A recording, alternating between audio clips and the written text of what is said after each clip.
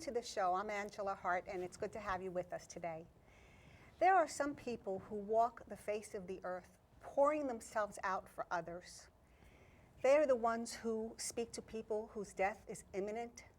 They are the ones who counsel family members when tragedy happens and they're faced with life and death decisions, usually in a hospital setting. And so I wanted to get to know more about these kinds of human beings that do so much for the world. And so I've invited two chaplains to join me today on the show to talk about their experiences as a chaplain and also what's involved with it in terms of a career. So on my right, I will introduce first Ms. Carmen Shin. Welcome, Carmen. Thank you. So good to have you here. It's great to be here. Carmen is the Director of Pastoral Care at a nursing home in Staten Island. And she's also an ordained Lutheran minister. She has extensive experience in ministering to patients and families from various diverse religious backgrounds and cultural backgrounds.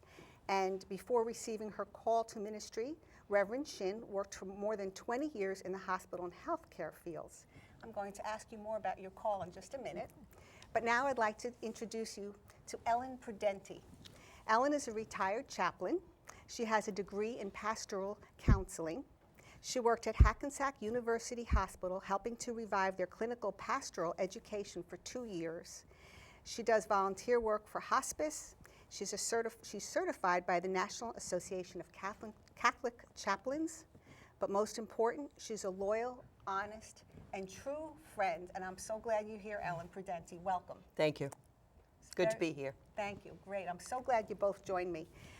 A lot of people wonder what to do when they're facing the discussion of death with somebody. And while I'm going to ask you about the career as a chaplain, I want to get right to the guts of it right away because that's what I tend to do on my show. And I wanted to know about some of your experiences, maybe some of the ones that have touched you the most.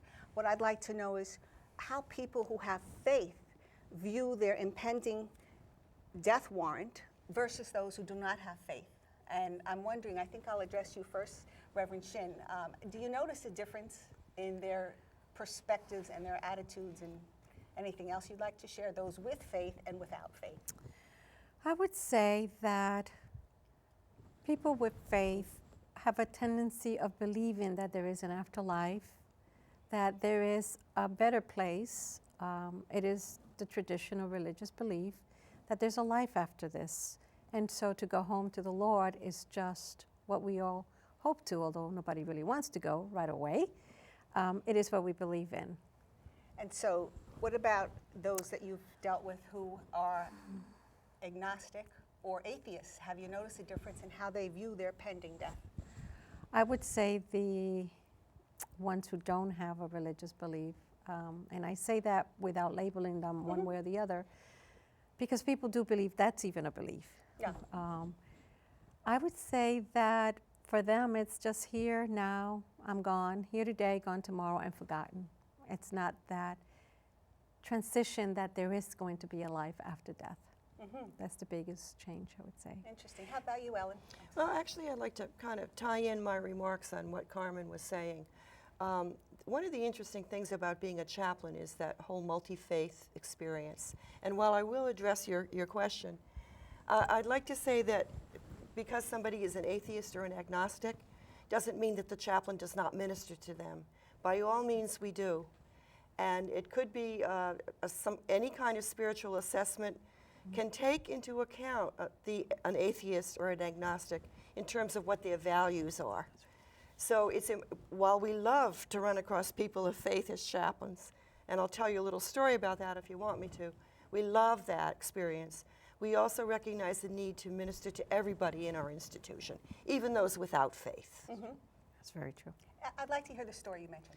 Yes, there was And the viewers would too, please share. Sure.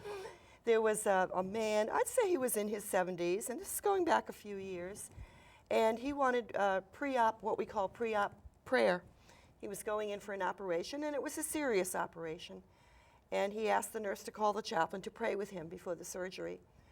And I went in, and we had a brief conversation, because he was just about to be wheeled out. Wow. And I said, tell me, what would you like me to pray for? Would you like me to pray for successful surgery or anything? He said, well, pray for my family because I'm going to be okay. And I said, well, what do you mean? And he said, well, if I make it through the surgery, I'll have my family. But if I don't make it through the surgery, I'll be in the arms of my Savior. Either way, I can't lose. And so That's a beautiful story, isn't it? Yes. Yeah. It's very beautiful. And I would venture to say you've experienced some of people facing their death. Their testimony and their understanding of what's going to happen is similar to that? Absolutely. They know. They know that there is a life after death. And I think it would take away some of the fear Absolutely. from what you're sharing, Ellen? Well, I guess so. I guess I would say that that would be a good generalization. But the other thing about chaplaincy is when we go into the room or visit the patients, and Carmen will say this too, everybody's an individual. And you can't say, oh, that person's a Pentecostal, so he thinks that way. Or this person is Jewish, so she thinks that way. Every person is a unique creature of God, and so we have to respond to them on that level. Mm-hmm. Absolutely, and when we go in, or at least when we go into any room that we are visiting, a resident or patient, always introduce myself as a chaplain. I'm not reverend of any religious, I'm a chaplain. That's fascinating to me. That's fascinating. And it makes people feel more comfortable because they may have a different religion and they don't want you to necessarily impose your views. More important, absolutely. What about, have you dealt with any people that are in hospice that are angry, the patients themselves? Ellen, have you ever dealt with an angry patient?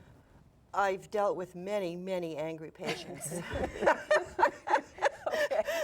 But I will say this as a generalization. By the time most people get to hospice, they're not angry anymore. Okay.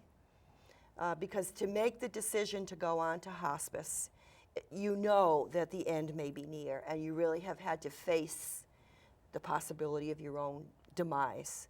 So they're not in that angry stage. They're more resigned, if you know what I mean. Mm-hmm. In hospice, anyway. Right. I'm not saying that there aren't angry patients somewhere in hospice. I'm sure there are. Sure. But most people I've encountered are not angry.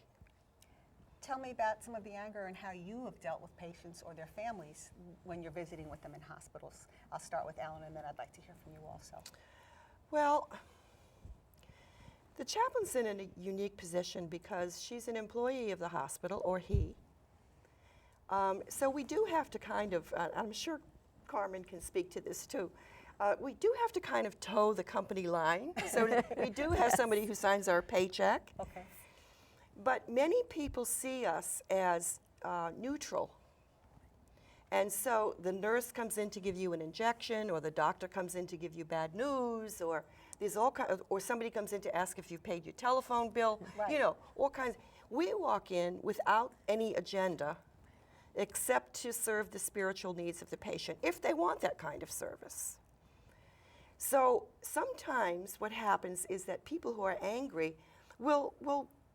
they can't get really angry at the doctor because then he might not take good care of them, you see?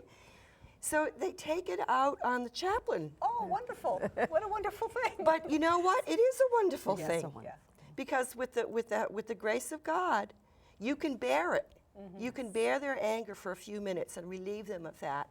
And I found that a really interesting part of the ministry. I don't know about Carmen, but I used to really say, oh yeah, that person's really angry, but I can take it. I can take it. Yes. And I could with the help of God. Okay. And So.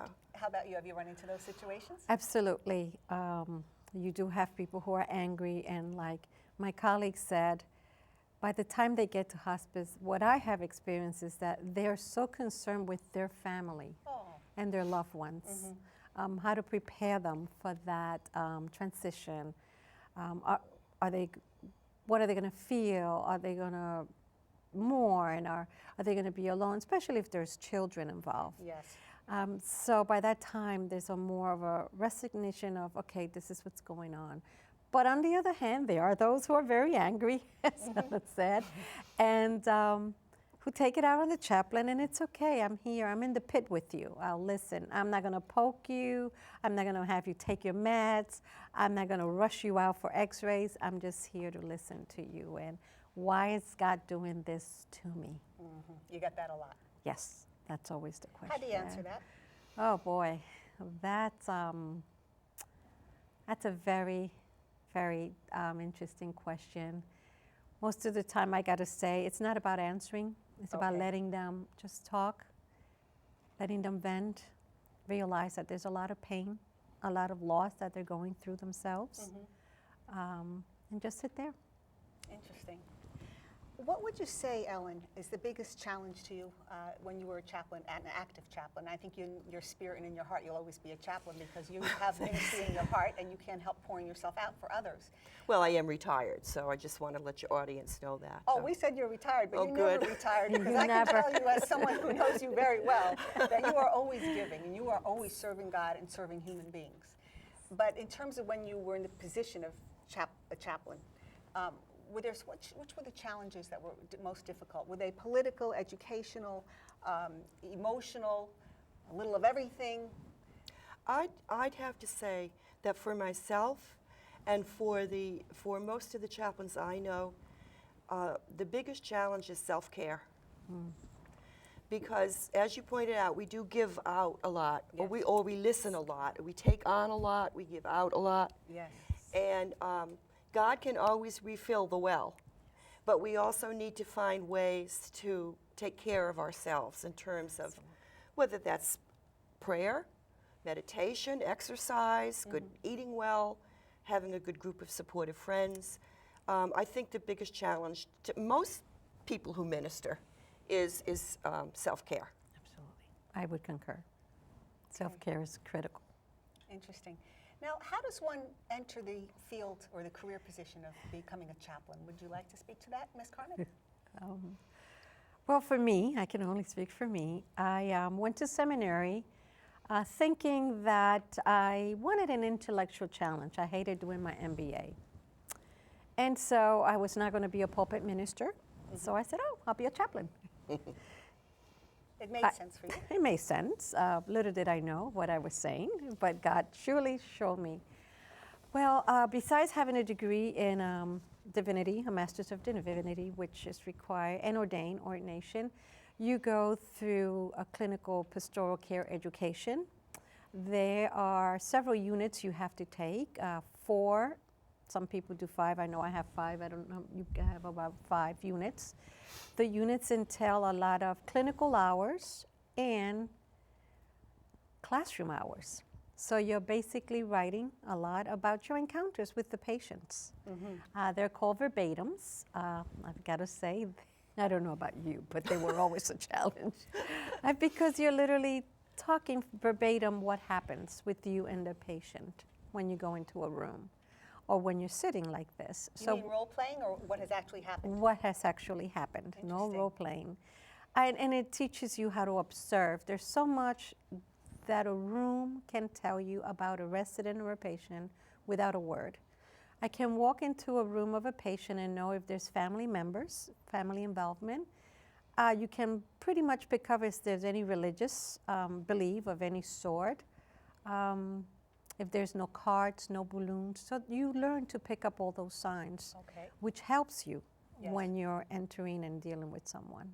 Wow. So there's a lot. We're trained to look and see what's happening, what's going on. Observe the room first. Observe. You observe environment. the environment. It's an incredible teaching. And the verbatims are very teaching. They teach you not only about the patient, but they teach you a lot about yourself. Wouldn't you say they teach? Definitely. Verbatims teach us. Did you want to share anything about the? Yeah, perspective? it certainly would be wonderful if every chaplain everywhere in the country had some clinical pastoral education. Carmen and I were both blessed to have had it. There are chaplains out there in hospitals, in nursing homes, and let's not forget our police chaplains and our Yes. fire chaplains Wow. Yes. and the prison ministry. And Yes. Seaport. As- Seaport they're all chaplains. different kinds, but not in order to get hired, not every institution requires that you have this training. But many of the better ones do try to have trained and certified chaplains. So that you trained a lot in the psychology as well as the spiritual side. Yes. Yes. And a lot of seminaries now are making it mandatory that before you graduate, you have at least 1 unit of CPE. which is clinical pastoral education. And before you get ordained, a lot of the denominations are also requiring that you have 1 unit of clinical pastoral education. And what does that unit consist of? 3 credits, you mean? No, it's 400 hours, Oh. 100 of classroom and 300 of clinical. Wow, I think that's a good thing. It You're dealing is. with the whole body, mind, and spirit. Absolutely. Carmen, in your bio, you said that you were called. Tell me, and please tell the viewers here, tell the people how they sense a calling on their life and how God touched you and reached you in that way. And please speak to the viewers. Well, I would say that the Lord had been calling me for a long time. I, as a child, went to Catholic school, and I thought of being a nun. But then I went to middle school, or what they call middle school now, and I discovered boys. So being a nun was out the door, obviously, totally out the door. And I continue to work, continue to go to school. But it's an adult, a young adult. I volunteer for over 10 years in a suicide line, Oh my goodness. which is called Helpline. It was called Wow. Helpline. And I truly believe that's when I felt my first tug, that, wow, there's a lot of brokenness in the world. I've got to admit, as I sit here, I didn't go into it like, okay, Lord, you're calling me, I'm going. No, it wasn't that simple. I was kicking and screaming. And I would say, like Moses and many others, like, me? Me? Are you joking? But I did. Got a very clear call on it. And You sensed this call that, for the viewers, did you sense God speaking to your heart? Were you reading something in the Bible? How do you little think bit it was of both. confirmed? And maybe some of it was retrospectively you realized it. I believe so. It was retrospective. But how do you feel it? There is that tugging feeling internally that although what I was doing I loved and it was good, it was time to do something else. There was a change. I wasn't as pleased with what I was doing, although I've got to say I enjoyed it. And it's a realization, I wish I can say to you that I heard bells, but I know that quiet inner voice from that God. very quiet inner voice, and when I knew it was right in 2009, I said, okay, Lord, and these were my words. If you want me to do this, you've got to make it happen. That's a good directive to the Lord. I am not Don't we going all to. do that? Yes. I'm not going to do anything. You've got to open the doors. I don't know how to do this. And I've got to say, that's what's happened. Did he put people in your life? Did the Lord put people in your life? Absolutely. That one at a time just sort of spoke to you and confirmed it? Confirmed it, a seminary, from one career to the other. Doors just kept opening and continue to open. Beautiful. And I know when things are of God, they just happen. At least. Fascinating. And it wasn't easy. It was not an easy decision. No, it's not an easy It's not an decision. easy decision to make, but you know in your heart when the Lord is calling you to do His work. Wow. I find Carmen's comment about doors opening and things being smooth when they're from God, I find that interesting because sometimes when people are called to do something of the Lord, they run into huge obstacles. Oh, that happens too. Huge. And sometimes there could be spiritual forces and sometimes natural things that happen that will totally block what you believe the Lord had called you to. So that's just another perspective. I'm just trying to give some encouragement to those who are going through some battles right now. And I think that's a good thing to do, Angela, because sometimes Yes. that's what we have to do with our patients. Yes. You know, Yes. they're going through a battle. Yes. So if there's somebody who's not necessarily in a hospital but is going through some kind of battle right now, you know, words of encouragement that, yeah, not everything happens like that. You know. Absolutely. But you would think that we're children of the Lord and that He would open the door and make it a little smoother sometimes, but He has His reasons, I'm sure. Alan, how about you? When did you sense a God, or how did God call you into the ministry? And please speak for the viewers. I'm trying. Yeah, I'm sorry. I keep telling everybody to speak to the viewers. Mine was a little quicker than Carmen's, but like Carmen, I came from a background that was not in the church. And I had worked as, believe it or not, as a corporate librarian for many years. And I liked my work, just like Carmen did, but I knew there was something missing. And one morning, I believe it was 1997, I was sitting across the breakfast table reading the New York Times, and I read the an article, a feature article, on Elaine Godell, who was the chaplain at Sloan Kettering Hospital. And I read the whole article, and I looked at my husband, and I said, I want to do that. Wow. And he said, you're nuts. Wow. That's usually the reaction. You're nuts. And I guess that was my first obstacle. Okay. You're nuts. There you have it. And I said, well, now, let's test this out. And so step by step, I tested out that call. I went back to school to get that pastoral counseling degree. I volunteered in a hospital. I volunteered in a hospice. And testing all the time, am I really suited for this work? And finally, yes, I felt that I was. And then I think God gave me a sign. We're always asking God for signs, aren't we? Aren't we? Yes, we are. Well, the sign was that my job at the corporation I was working for was about to be eliminated. And they offered me a fairly generous buyout, and I could take that money and support myself while I was going back for this additional training. Wow. And that to me was a sign that God wanted me to do yes, this. He provided the Yes. way. Right. Wow, that's fascinating. So, Wow. Two questions I have regarding the political climate that we're in and also the anti-religious climate that we're in. Where do you see the future of chaplaincy going in terms of people being able to get paying jobs in the field? that's a good question. That's a very good question. It is a very difficult place to get positions in, hospitals. As my colleague has said, unfortunately, sometimes corporations or hospitals and other institutions just hire people or volunteers to do the work of a chaplain without having the proper training. They do. How could? What would they advertise for? Volunteers. Wow. I've seen. Have you seen? I have I've seen that in I've some of the seen that. smaller hospitals, Yes. especially. Yeah. So it is a hard career change to make. I've got to say, I knew that I would land, but I was always told I would probably land a good job out of New York, especially because I'm bilingual. Oh, And so that's very helpful. yes. So I was prepared to move, especially to move out if that's what it took. But to God be the glory, I ended here, close to home, close to my mother. But haven't you found that having jobs? Another factor that seems to be happening in the field is that a lot of hospitals are consolidating.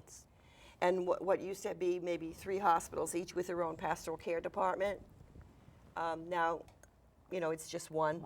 So in terms of competition, it's funny, we're like mice scurrying around for little bits of the cheese because it doesn't pay particularly well. That was my next question. Without disclosing your own personal salaries, would you say they're in the 30 to 50 range or 60 to 70? I mean, can you give some kind of range, the absolute low and the absolute highest that you've seen for chaplaincy positions? In New York and Jersey, I guess. In New York and Jersey? Yeah. What would you say? My former boss, but he had been at the hospital for quite a long time, was making high 5 figures, but not 6. Right. But most beginning chaplains make low 5 figures. Okay. As in the 20s and 30s even? So something like that. Okay. Yes. So it's similar to any other career in terms of the financial packaging these days. Yeah, that's true.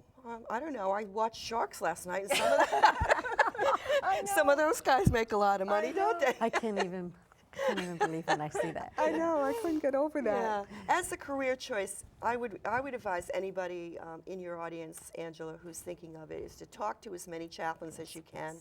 Talk to the divinity schools. Talk to career counselors before you make that jump, because it's not an easy field to break into, It's very true. Interesting. especially in this area. As Really? Carmen said, some other parts of the country seem to be better in terms of hiring chaplains. Because they're more open to having that aspect in their institutions? Yes. Yes. Because New York is so liberal and against. I don't know whether it's liberalism Oh, or what. New York's very liberal. No, I don't know if that's the causative factor. I don't know. I suspect that I think like down south, there are a lot more churches. Sure. So Bible there Belt, is, at least on the outward, a feeling that there is more religiosity in other parts of the country. But I don't know. I think God looks into the heart of each of us, and there is probably as many faithful souls here in the city That's as right. there are anywhere else. Yes. Oh, I can attest to that. I Yeah. have a lot of wonderful Yeah. friends who are very faithful. What about the HIPAA laws that have come out now? How does that come into play in terms of the Patient Privacy Act? Has that interfered with your ability to serve in any way? Wow. In some ways. Once upon a time, you could pick up a phone and call up a pastor and say, you have a parishioner at the hospital. Would you like to come make a visit? You can't do that now? Not unless the family allows you to, Or the patient. or the patient. Oh, gee, that's a shame because maybe the family's not receptive, but the patient would be. Well, you could always speak to the family about it. Have you contacted your pastor? Would you like a visit from your pastor? And sometimes you bring that to their attention because they're so busy and overwhelmed with what's happening, Yes. they forget. But for us, at least that's been my experience, for me to pick up that phone and do it without the patient's consent is It's difficult. difficult. Well, It's actually against the It's the law. Against the law, right? Yes, it is. Yes, But if the patient consents, there's no problem. Of course. that's right. So we have about a minute or two left, and I want to get to a very important topic, and you just we don't have a lot of time, but Ellen, have you witnessed any incredible miracles where people were either in hospice or on the way to hospice, and that you heard that God made a miracle and the person recuperated and was healed? Well, not really. No, you have not. Because I worked in an acute care hospital with a very busy emergency room, and I saw a lot of death. You saw that. A Okay. lot of death. A lot of death. What about you? But, Oh, I'm sorry. and I'd Yes. like to amend that, I did see miracles. Oh, well, can All you the remember one time. in particular? All the time. All That's the what time. I'm saying. But not the healing miracle like Jesus used to perform. He got up off his crutches and walked. Right. Okay. Instead, they were slow. Somebody medical. who hadn't talked to their family in 10 years suddenly reconnects. That's the kind of miracle we want. We want emotional and physical healings. And if you're not at peace with somebody, make peace. God bless. Thanks for watching. Thanks for coming on the show, you're everybody. welcome. Thank We you. need to wrap up. God bless Hello everybody. again, Thank and you. thanks for watching. We hope you enjoyed the show. And if you have any thoughts or concerns or ideas for a show or questions, please contact us. Our information is below. And remember, we want to know what's on your heart.